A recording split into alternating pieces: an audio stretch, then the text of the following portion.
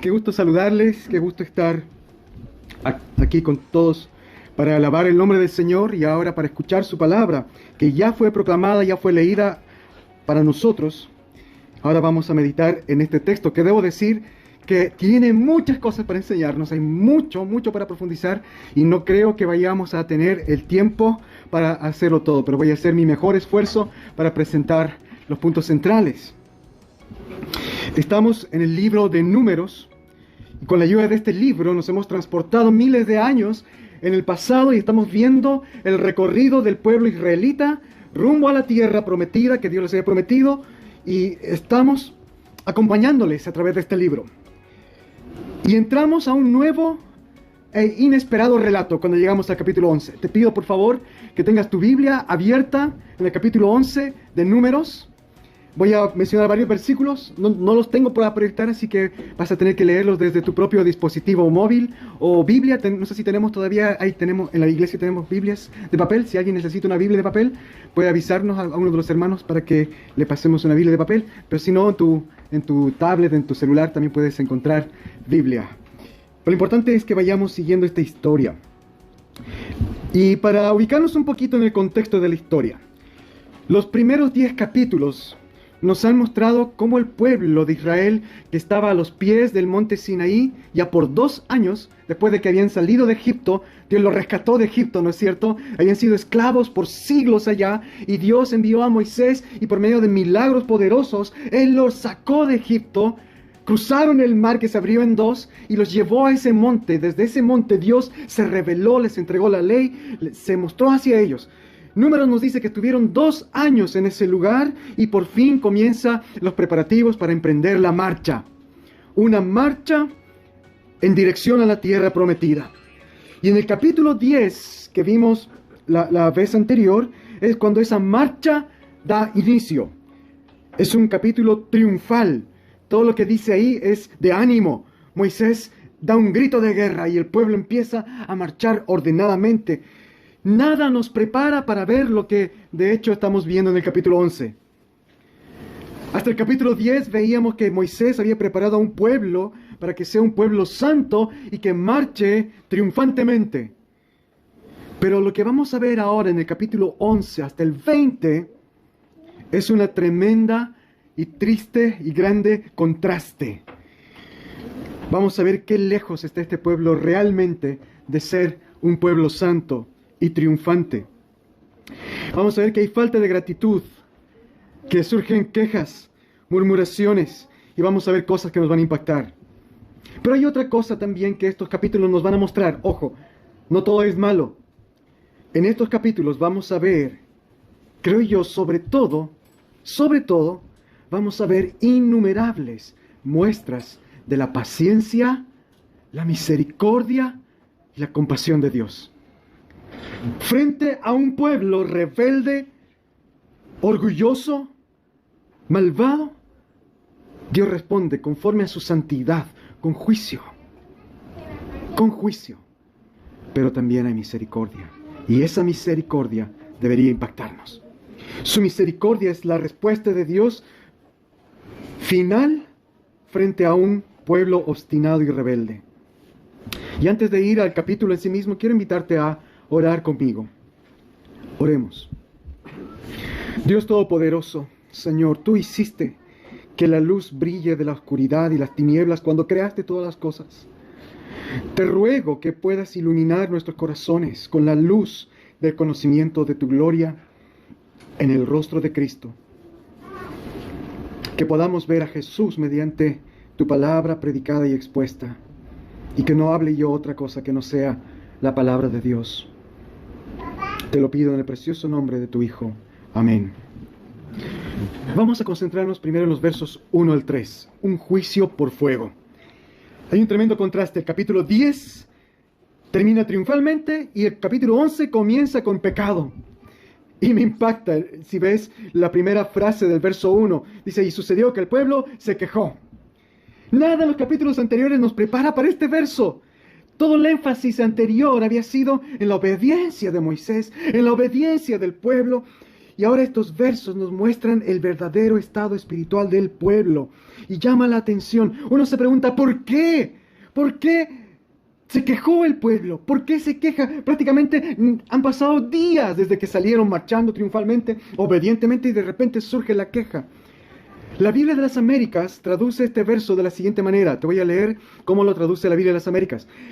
El pueblo comenzó a quejarse en la adversidad. Esa palabra en la adversidad no sale en nuestra traducción que tenemos aquí en la iglesia, en la Reina Valera contemporánea, pero es una palabra que aparece ahí, que está describiendo que surgieron problemas. Cuando ellos marcharon en obediencia triunfalmente, comenzaron bien, comenzaron con buen ánimo, y en algún momento surgieron problemas. Surgieron complicaciones. No sabemos qué clase de problemas, qué clase de aflicciones pudieron haber surgido. Esta palabra, adversidad, es muy amplia en el texto original. Puede describir problemas en las relaciones. Quizás hubo tensión, eran como 2 millones de personas andando en el desierto. Entonces puede ser que hubo tensiones en las relaciones. Puede referirse a enfermedades. Quizás puede referirse a falta de alimentos o a incomodidades. Quizás en algún momento fue demasiado pesado marchar tanta gente de esa manera ordenada. No sabemos. La Biblia no dice cuáles fueron específicamente las dificultades. El punto es que a los pocos días de empezar esta marcha triunfal, obediente, el pueblo empezó a enfrentar, empezó a vivir y a experimentar problemas, aflicciones.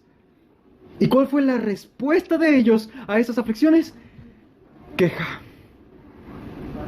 Quejabanza. No alabanza.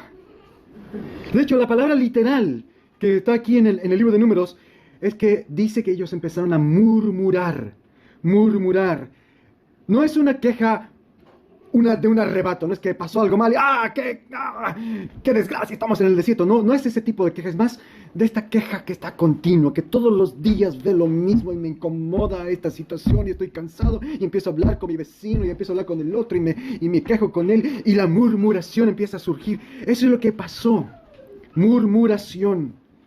¿Y cómo ve Dios la murmuración? La segunda mitad del verso 1. El Señor oyó sus quejas, oyó su murmuración y ardió en ira. Se enojó. La murmuración es una ofensa desagradable ante los ojos de Dios. Porque la murmuración está expresando una actitud del corazón. Hermanos, este pasaje es muy revelador. ¿Qué hacemos nosotros cuando nos sentimos incómodos? Cuando enfrentamos una necesidad, cuando encontramos problemas. Si le damos lugar en nuestros corazones, en nuestras mentes, a la queja, a la murmuración, no tengas duda de que eso va a ofender a Dios. Porque la murmuración es algo que se expande, que corrompe, que mancha. No solamente contamina mi ser, contamina mi ánimo, mi mente. Es cuando empiezas a verlo todo negro, todo mal. Y si eso lo comentas, lo hablas, te quejas con otros que probablemente estén pasando por situaciones y experiencias similares, ¿qué va a pasar? Esa persona va a recibir el mismo veneno y lo va a multiplicar y te va a responder en el mismo tono. Y juntos van a empezar a quejarse, van a empezar a alimentarse en la queja. A eso la Biblia llama murmuración. Y eso es lo que pasó con los israelitas. Y esa es la naturaleza humana. Tendemos a buscar oídos que presten atención a nuestras quejas, porque queremos escuchar retroalimentación que fortalezca ese sentimiento de quejarme. Quiero quejarme con alguien. Y así cuántas familias, cuántas amistades, cuántas iglesias se han roto por ese fenómeno. Porque así es como obramos en nuestra debilidad. Aquí estos versos nos están mostrando esta realidad del ser humano. Los israelitas están probando, están demostrando ser un pueblo de personas comunes y corrientes. No es que Dios los había escogido a ellos porque eran especialmente devotos, especialmente capaces de resistir la tentación. No. Ellos son como tú y yo. Experimentaron incomodidades y se quejaron. Experimentaron pruebas, dolores. No les agradó. Y su respuesta fue de duda, de queja. Este es el verdadero pueblo de Israel. Los anteriores capítulos nos mostraban un pueblo fiel, creyente. No quiere decir que haya sido mentira. Lo que esto quiere decir es que en el fondo todavía ellos necesitaban crecer mucho, mucho en su fe. Todavía les faltaba y era necesario que pasen por la prueba del desierto. Hasta hace pocos días todo lo tenían relativamente bien. Cuando empiezan a salir las cosas relativamente mal, es cuando comienza la verdadera prueba. Y en esa prueba, hermanos, en la prueba es donde tú y yo podemos medir cómo está realmente nuestra madurez espiritual. Es en la prueba, cuando se presenta la adversidad, cuando tú y yo podemos ver cómo está mi corazón. ¿Qué es lo que brota primero? ¿Alabanza? ¿Confianza? ¿Nos volcamos a Dios para clamar y pedir su ayuda? ¿O nace la quejanza, la murmuración?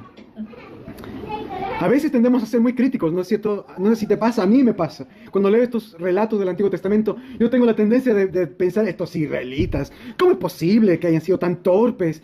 Que con toda la preparación que tuvieron, con toda la revelación, vieron la gloria de Dios, escucharon la gloria, la voz de Dios, recibieron los mandamientos de Dios mismo, escritos por su dedo. ¿Cómo es posible que con tanta evidencia, tanta demostración de poder, sean tan torpes de pecar tan pronto? Así como yo tiendo a ver a los israelitas. Pero mientras más estudio la palabra de Dios y el Antiguo Testamento, más me doy cuenta que en el fondo, si yo hubiera estado ahí, hubiera reaccionado de igual manera. Si soy honesto conmigo mismo y delante de Dios y veo mi corazón, me doy cuenta que lo que está pasando con los israelitas es un retrato, un espejo de lo que pasa con mi corazón cuando enfrento adversidades. Yo tiendo a la queja avanza, no a la alabanza.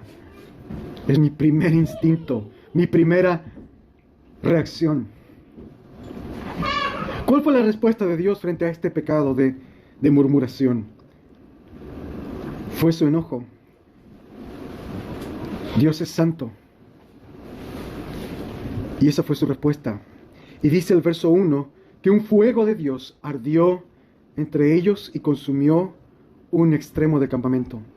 Hermanos, Dios es santo. Él tiene que juzgar, Él va a juzgar el pecado. Pero incluso dentro de este juicio, yo veo la misericordia de Dios.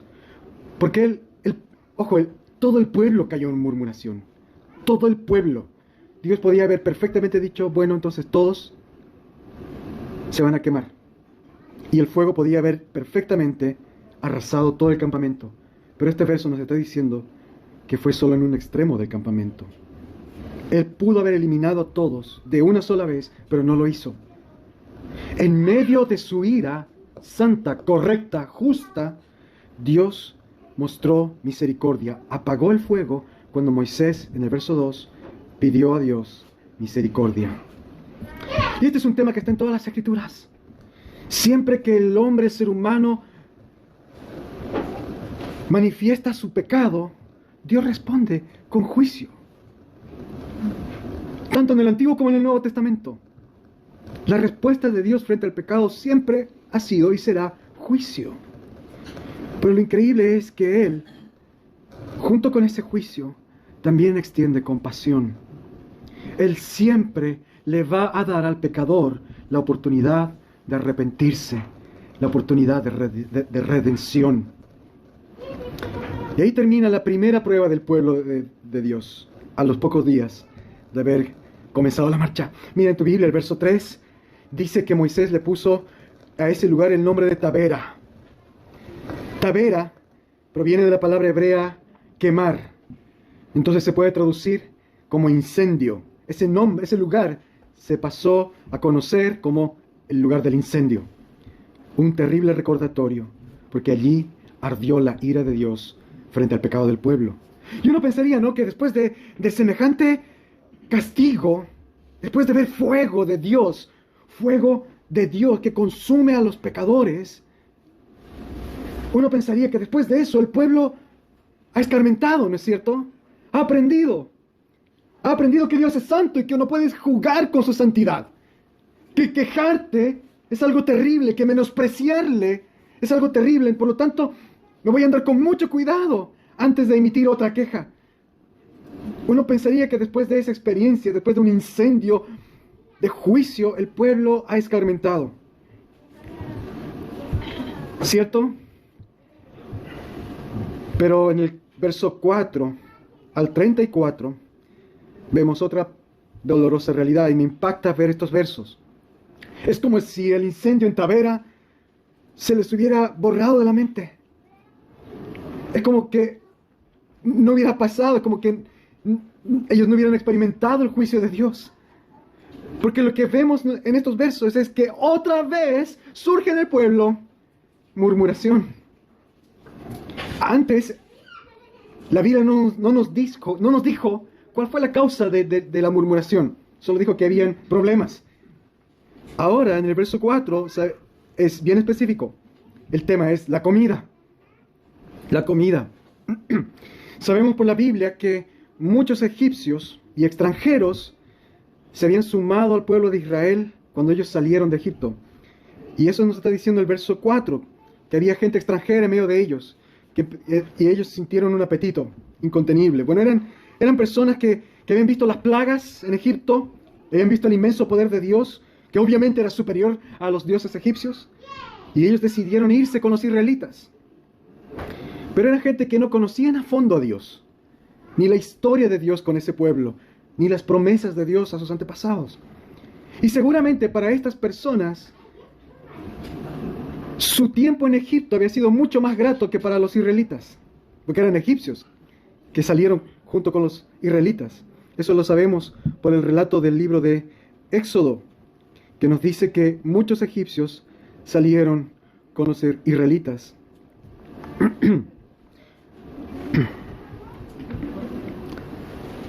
Y el punto es que nuevamente el pueblo comenzó a quejarse de la comida. Nuevamente empezaron a quejarse. El verso 4, si ves en tu Biblia, dice que se lamentaban y lloraban. A tal punto se desesperaron. Ahora, ¿por qué esto es grave? En primer lugar, hermanos, porque esta no era la primera vez que ellos se quejaban sobre la comida. En Éxodo 16 leemos que a los pocos días, cuando ellos salieron de Egipto, si recordamos la historia, Dios los saca de Egipto, cruzan el Mar Rojo y llegan a un lugar y encuentran que no hay que comer y que las aguas de ese lugar no eran potables, no les servía para beber, y ellos se desesperaron y dijeron: nos vamos a morir de hambre, Dios nos ha traído al desierto para matarnos de hambre, y se quejaron a los pocos días de haber salido de Egipto. Y fue ahí en ese momento, cuando Dios hizo un milagro. Dios les hizo llover literalmente comida del cielo. Fue ahí, un año y unos cuantos meses atrás, antes de este evento, cuando Dios comenzó a alimentarles por medio del maná. El maná era una cosa que caía del cielo, que no sabemos exactamente qué era, cómo era. De hecho, la misma palabra maná significa ¿qué es esto? Maná significa ¿qué es esto? Le pusieron ese nombre porque ni ellos mismos sabían qué era. Era un alimento que nunca habían visto, pero era un alimento milagroso. Que cada mañana, cuando ellos despertaban, el suelo estaba cubierto de este alimento. Y ellos simplemente lo recogían, lo molían y lo preparaban. Ahora han pasado los días y los meses, y el pueblo otra vez está quejando de la comida, pero ahora es grave. La primera vez fue porque decían no tenemos que comer, ahora se quejan porque la comida que Dios les da es aburrida. Me llama mucho la atención el tema de la queja de la comida, porque los que me conocen saben que a mí me gusta comer mucho, nos gusta comer cosas ricas, me gusta disfrutar algo rico. Y estaba pensando que por alguna razón el tema de nuestro apego de la comida y el tema de la comida es algo teológicamente que llega a revelar algunas verdades de nosotros. De hecho, si lo pensamos de esta manera, la Biblia nos muestra que la humanidad comenzó sus problemas con un tema de comida. Cuando Dios les dijo a Adán y a Eva, no comerán ese fruto, ¿cómo partió el pecado? Cuando vieron que el fruto era codiciable, bueno para comer. En otras palabras, cuando se antojaron lo que no debían comer. Entonces la Biblia comienza con un tema de la comida. Y interesantemente, si lees Apocalipsis 22, el último libro, el último capítulo de la Biblia, termina también la Biblia con comida. Solo que termina con una promesa de un banquete en la presencia de Dios. Y el fruto está ahí otra vez, solo que ahora no es un fruto prohibido, el árbol de la vida, sino que es un fruto que el pueblo de Dios puede disfrutar libre y abundantemente. Entonces parece que la comida revela más que un simple antojo. que una simple necesidad de nutrirse. Y yo creo que aquí está revelando mucho acerca del corazón del pueblo de Israel. Mira los versos 5 y 6, por favor, del capítulo 11, Números. Estas son las palabras de los israelitas. ¿Cómo extrañamos el pescado que comíamos en Egipto? Y los pepinos, los melones, los puerros, las cebollas y ajos que nos regalaban. Ahora andamos con la garganta reseca, pues no vemos nada más que este maná. A primera vista parece una petición bastante razonable. Están echando de menos la variedad que había en Egipto. Y yo creo que todos nosotros podemos identificarnos con eso, ¿no es cierto? Comer lo mismo todos los días aburre. No sé cuántos les ha pasado que por algún tiempo, por razones médicas o simplemente porque no se podía, has tenido que estar con la misma dieta por varios días. Después de unos pocos días uno se aburre de esa comida. Ellos mencionan los vegetales, las frutas que tenían en Egipto. Ahora están en el desierto y solo tienen maná. Y en Egipto, aunque tú eras pobre, aunque ellos eran esclavos, podían encontrar bastante pescado, que había en abundancia en los muchos canales que hasta hoy día hay en Egipto. Pero hay un detalle que ellos parece que se han olvidado. Que en Egipto eran esclavos. Que en Egipto eran maltratados. Que en Egipto no tenían posibilidades de vivir bien. Sus vidas no les pertenecía. Había una espada constantemente sobre sus cabezas. Estaban sufriendo en Egipto.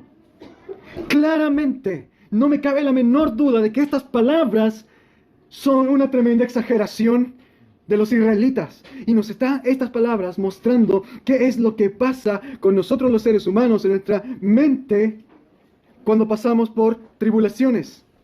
Siempre tendemos, cuando estamos pasándola mal, siempre tendemos a mirar a nuestro pasado y verlo como mejor de lo que era realmente. ¿No es cierto? Nos pasa a todos. Cuando estamos en una situación complicada, siempre vemos el pasado con mejores ojos. Nunca era tan malo. Cuando era joven, qué buenos eran los viejos tiempos, ¿no es cierto? Y somos románticos con nuestro pasado. Y exageramos las cosas buenas. Eso es lo que está pasando aquí. La verdad de los israelitas era que en Egipto eran unos esclavos que estaban sometidos por un tirano y eran maltratados y estaban condenados. Sí, tenían vegetales que les tiraban, les regalaban frutas, es verdad. Pero estaban condenados a muerte. Y ahora eran el pueblo de Dios. Y tenían a Dios en medio de ellos mismos. Y experimentaban una alimentación milagrosa. Dios les proveía en el lugar donde no crecía nada. Todos los días estaban presenciando un milagro. Y lo que llenaban sus estómagos era un milagro, pan del cielo. Y ese es el punto. Este es precisamente el motivo por el cual Dios los llevó al desierto. Hermanos, escuchen bien esto. Dios quiso llevar a Israel al desierto y que allí ellos no tuvieran nada más que comer el aburrido maná, porque Él quería demostrar, Él quería probar su fe. De hecho, Dios les dice, si tú lees en Éxodo, les dice, yo les daré de comer maná y así ustedes sabrán y conocerán si realmente me obedecen o no.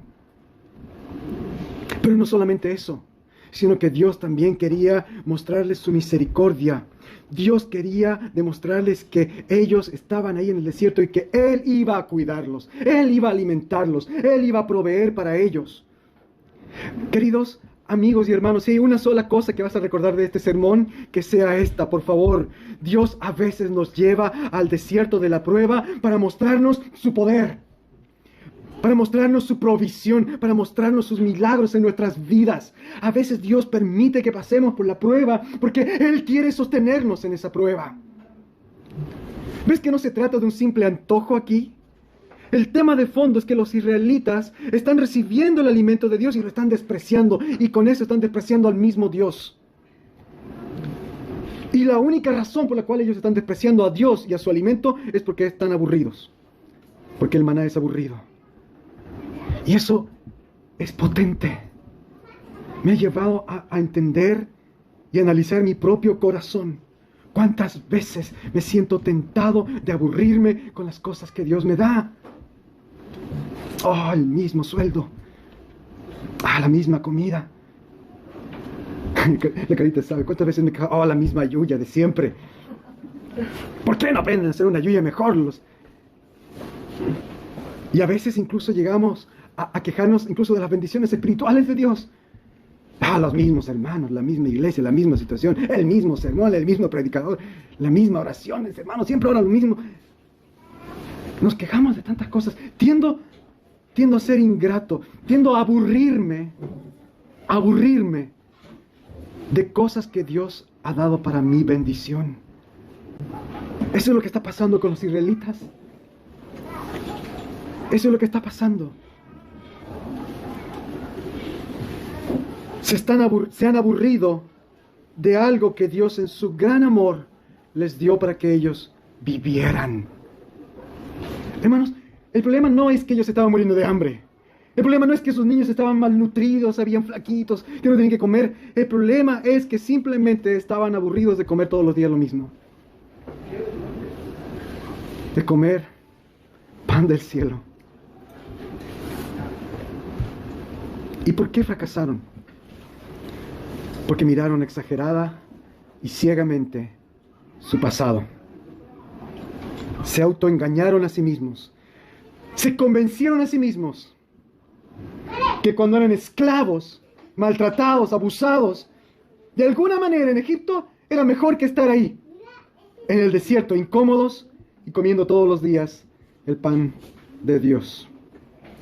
¿Y cuántas veces los seres humanos somos engañados? Nos autoengañamos a pensar que estaríamos mejor sin Dios, o que las cosas que Dios nos ha dado no son suficientes. ¿Por qué Dios me ha hecho así?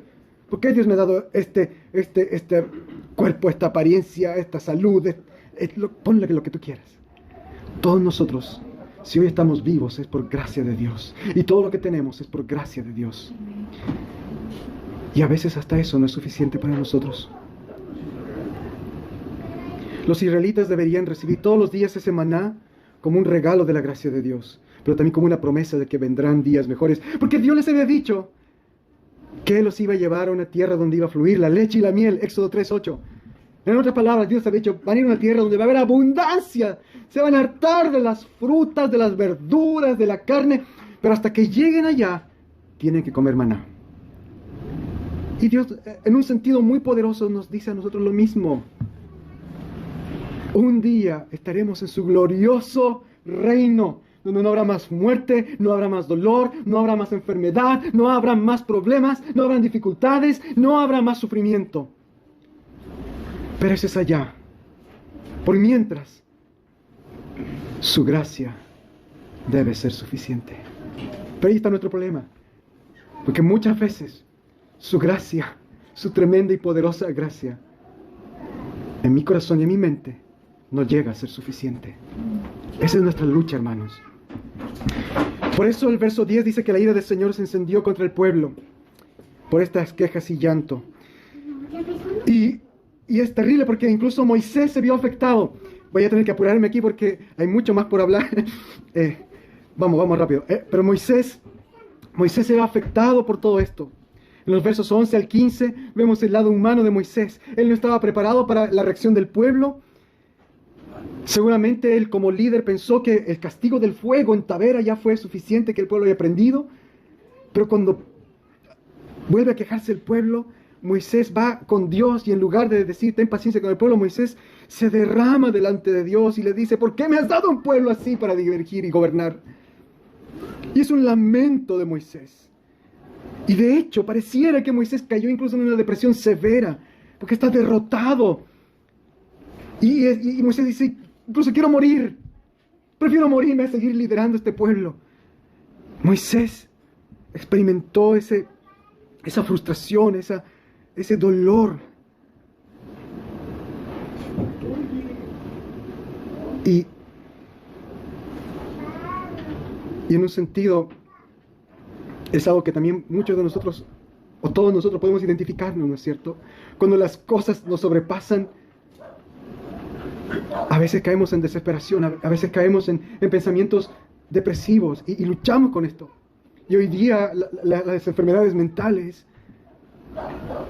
son algo tan fuerte y tan potente después de la pandemia, el encierro, ¿no es cierto?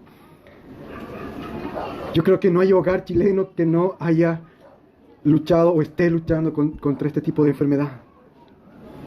Y Moisés está aquí como desesperado. Pero lo importante es que le responde Dios. Miren la respuesta de Dios en los versos 16 y 17. Dios no permitió que Moisés muriera de agobio. Él le responde dos cosas: con misericordia y con maldición. Misericordia para él, misericordia para Moisés. Dios le dice que su carga ahora va a ser compartida por 70 líderes, 70 ancianos, que le van a ayudar a sobrellevar todo el peso del pueblo en el futuro, de aquí en adelante. Dios le da a Moisés un medio real y práctico para aliviar su carga. Y llama la atención, Dios no le está dando 70 amigos, 70 compañeros. Dios no está entrando en la misma dinámica que el pueblo, ¿no? 70 personas que te escuchen, a quienes tú te puedes quejar, y ellos se van a quejar también junto contigo, y van a, nuevamente la murmuración. No, Dios les da a 70 ancianos, y esa palabra es clave. Son hombres maduros en la vida, con experiencia, que van a ser capaces de acompañar, aconsejar y caminar junto con Moisés. Pero lo más importante es que Dios dice que el mismo Espíritu Santo que le dio poder y autoridad a Moisés, se lo va a dar también a estos hombres. Entonces son hombres escogidos por Dios y hombres que van a ser empoderados por Dios para compartir la carga de Moisés. Y qué hermoso, es sabio es este principio para enfrentar los problemas de la ansiedad, de la tristeza, de la depresión. Aquí estamos encontrando un precioso principio bíblico. Poder repartir el peso de la carga con creyentes maduros, con experiencia en la vida, que están llenos del Espíritu Santo, que te van a acompañar, que no van a ser el típico amigo que te escuche, que debe ser pero nada más, sino verdaderamente hombres, y en el caso de las mujeres, mujeres que te acompañen llenas del Espíritu Santo. Eso es lo que debemos buscar, queridos hermanos. Compañeros en la fe. Y debemos ser valientes en abrirnos, en buscar estos compañeros de la fe. Dios le dio esos compañeros en la fe a Moisés para aliviar ese tremendo y profundo dolor, esa gran carga que él estaba experimentando. Y el mismo Espíritu Santo que estaba en Moisés se lo dio a estos ancianos. Entonces vemos la respuesta de Dios en misericordia, pero también vemos que Dios responde con una maldición para el pueblo. Ellos se habían quejado de que no había carne, entonces Dios les va a dar mucha carne. Y aquí me llama muchísimo la atención, porque muchas veces se habla desde púlpitos que la bendición de Dios es la abundancia, ¿no es cierto? Falsos predicadores dicen y enseñan que la abundancia y la sobreabundancia es una señal de la bendición de Dios. De que si quieres bendición tienes que tener en abundancia, tienes que ser próspero. Bueno, aquí Dios les da en abundancia, pero como una señal de maldición, de juicio. De hecho, la abundancia es el medio del castigo de Dios para este pueblo rebelde. Porque ¿qué pasó? Dios envió un milagro, un viento que trae montones de codornices, miles, millones de codornices, se llenó el... Estamos hablando de alimentación para aproximadamente 2 millones de personas. Moisés dice son 600,000 hombres. Si esos hombres les sumas, las mujeres, los niños, prácticamente llegaban a 2 millones de personas. Y Moisés dice, ¿cómo vas a alimentar a tanta gente? Dios hace el milagro y les manda a las codornices, una plaga de codornices. Pero eso no es una muestra de bendición. Mira el verso 20. El Señor les dice que el verdadero tema de este pueblo rebelde es que ellos le han rechazado. Dice que comerán hasta que les salga por las narices y se harten de comerla por haberme menospreciado. Su pecado no fue ingratitud por la comida, no es que ellos no estaban siendo suficientemente agradecidos. Su pecado, el pecado de Israel, cuando se quejaron por el maná, fue que en el fondo ellos estaban rechazando a Dios mismo. Es el equivalente a que alguno de nosotros le dijera hoy a Jesús, cara a cara, ¿cuánto me gustaría que tú nunca hubieras muerto por mí, Jesús? Vete y déjame solo. ¿Te imaginas? ¿Te imaginas algo tan horrible que alguien le pueda decir eso al Señor? Me estremece solo de pensar que alguien pueda decirle eso a nuestro Salvador. ¿Cuánto no quisiera que tú no hubieras muerto por mí? Vete. Sin embargo, esa es la actitud del pueblo de Israel cuando rechazaron el maná. ¿Cuánto no quisiera que no me hubiera sacado de Egipto? ¿Cuánto no quisiera que no me hubiera dado este maná? terrible. Así que Dios les da esta plaga de codornices. En un sentido me recuerda este milagro a la alimentación milagrosa del Nuevo Testamento, cuando Jesús con unos pocos panes y peces alimenta a 5,000 personas y luego a 4,000. Pero hay una tremenda diferencia. Cuando Jesús alimentó a la gente, incluso sobró comida. Cuando Jesús les alimentó, fue porque Él tuvo compasión de ellos. Fue porque la gente tuvo hambre y Jesús no quería que tuvieran hambre. El milagro fue una muestra de su misericordia. En este caso, la alimentación milagrosa de codornices es una muestra del enojo de Dios. Llegaron estas aves aleteando, chillando. Imagínate una turba histérica porque estaban hambrientos de carne. Ellos habían estado llorando por la carne y ahora ven carne. Comenzaron a recoger las aves desesperados por comerla. Pero el verso 33 dice que la carne aún estaba entre sus dientes y una plaga brotó en medio de ellos. Una plaga. Antes de que pudieran tragar su tan añorada y anhelada carne, Dios los castigó. Y murieron muchísimos. Por eso le pusieron a ese lugar un nombre terrible. ¿Qué nombre le pusieron? Kibrot Hatabá, que quiere decir literalmente las tumbas de los glotones, o tumbas de los codiciosos. Ahí murieron los que despreciaron el pan de Dios, los que despreciaron a Dios, la misericordia de Dios. Es un pasaje de tremenda advertencia para no menospreciar las bendiciones de Dios.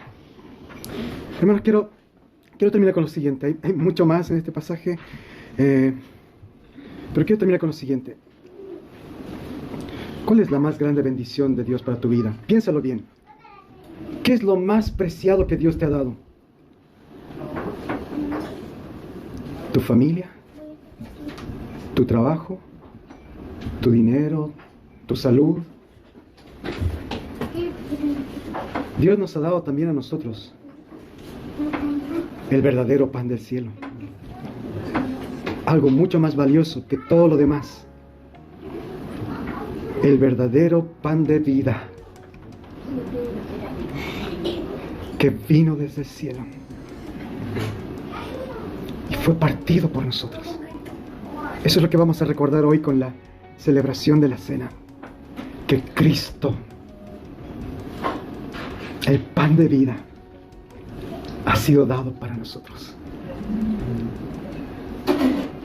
Que la historia de Israel sea para nosotros un tremendo recordatorio de valorar por sobre todas las cosas, sobre todas las bendiciones, incluso sobre todas las cosas que necesitas o crees que te hacen falta, valorar el regalo más grande que Dios ya te ha dado. El pan del cielo está aquí para nosotros y está dándonos vida, nos nutre, nos llena, nos da vida eterna. A veces el caminar cristiano puede llegar a convertirse en algo tedioso, agotador, aburrido incluso. Sí, pero no dejemos que esa mentira nos engañe. Recordemos siempre que tú y yo tenemos la más grande bendición. Si tienes a Cristo, tienes todo lo necesario para llegar a la tierra prometida. Cualquier otra cosa que creas que necesitas será cubierto. Un día tendremos todas las riquezas en plenitud, palpables. Pero hasta que llegue ese día, cuando estemos en nuestra tierra prometida, que es el cielo, debemos perseverar, debemos aferrarnos y recibir a este pan de vida con gratitud, con gozo, con fe. Hermanos, no caigamos en el desánimo. No dejes que las pruebas, las tentaciones, las luchas y las adversidades de esta vida te hagan perder de vista el tremendo milagro de Dios que nos ha dado cuando envió a aquel que es el pan de vida.